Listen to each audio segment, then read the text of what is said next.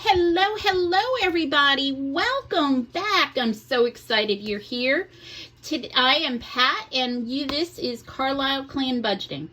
Today, we're going to be working on stuffing our virtual and our cash envelopes for week 2 in July. So if that's something you're interested, please kind of hang on in here and see how we do it and put it all together. Also, we are going to be wanting you to do a really cool thing.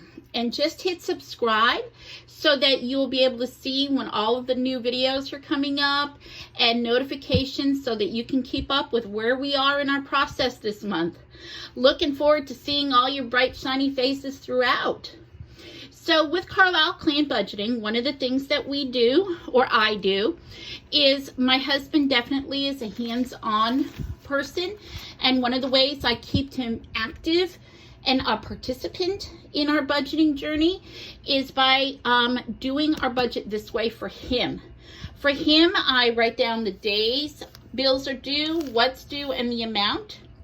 And after that bill is completely paid and removed from our virtual bank account or a cash envelope, I highlight it here for him so he can see what's paid, what's due, when we owe it, and all of those fun things.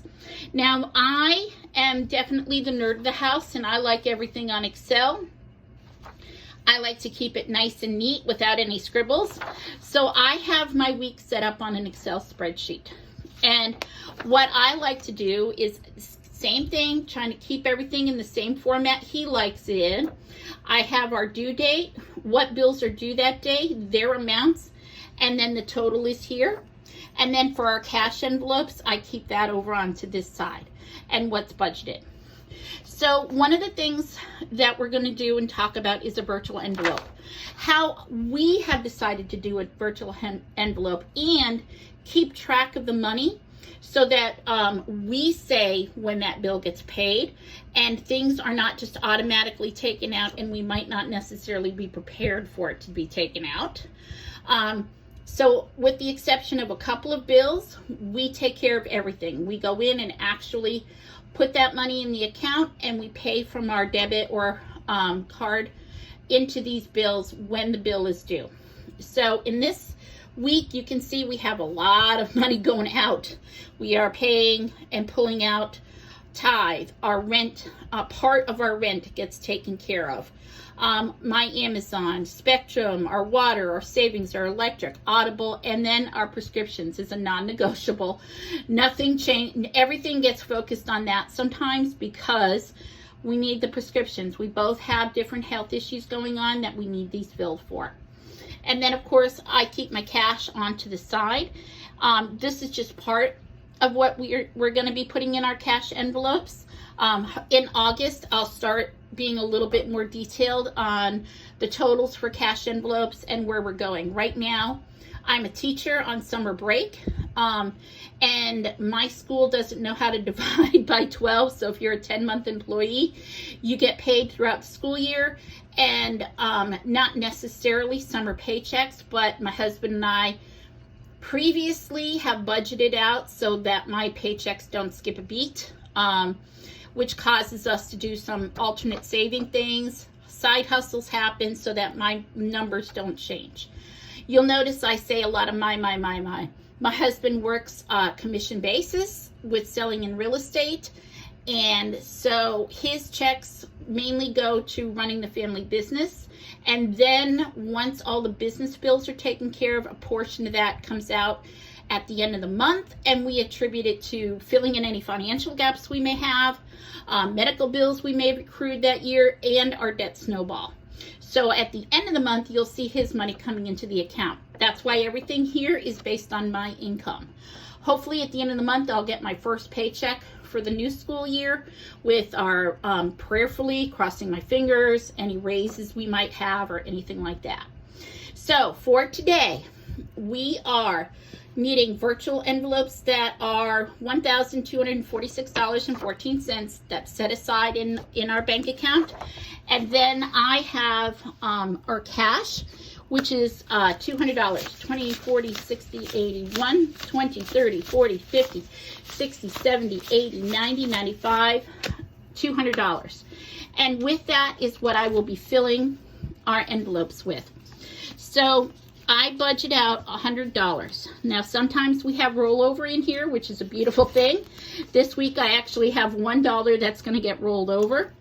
So for today's date, 7/8, I'm going to be adding in $100. So I'll have $101 in our cash envelope. So 20, 40, 60, 80, $101 will go into the food budget. Now, even though gas went down a little bit this week, heaven only knows what the gas is going to do in the coming weeks. So we determined that we would still keep putting $60 in while we can. 7, 8, 60. So that will give us $76 in our gas budget. 20, 30, 40, 50, 60. So that will give us a total of 60, 75, $76, which matches the tracking. That's a beautiful thing when it matches and lines up. In our gas, and we're going to keep rolling it over because we just don't know what gas is going to do. Up, down, all around. It's like riding a roller coaster these days. Okay. I'm not putting any money in my personal account, in my personal envelope, because I still have $43 in there, and that's really enough for now, because we want to focus in on putting $20 more in the emergency fund. Now remember, we have a placeholder in here because we already have that $1,000 for our emergency fund, but life happens, and we also want to start saving up for baby step 3, which is saving 3 to 6 months. So we figured while we can, when we can, we're going to start putting in a little bit of money each week. So that gives me $1,040 in our emergency fund for now. And our placeholders are there. We keep that cash in the bank in a high interest account so that we can get some interest on it. But again, times are getting crazy. People are going to start getting desperate. I don't know if you ever watch the news, but people are getting crazy right now. So we don't keep cash on hand that much, especially where we live. We do keep it in the bank and prayerfully go from there. Now the last $20 that's going into an envelope is going into our debt snowball. And what we wanted to do was every week we would put in $20 and add it to our total amount that we have at the end of the month for our debt snowball. So that will put us in at $40, 20, 30, 35, 40. So whatever we collect and are able to put aside will all go towards our debt snowball to start helping with that. So that's how we're going to be stuffed this week. $1,246.14 in our virtual envelopes, and I added another $200 to go in our food, our gas, our emergency for fund, and our debt snowball. And hopefully we will see you all with the next video where we unstuff week 2 and start seeing where we're at. Thanks everybody. Have a wonderful day. Bye-bye.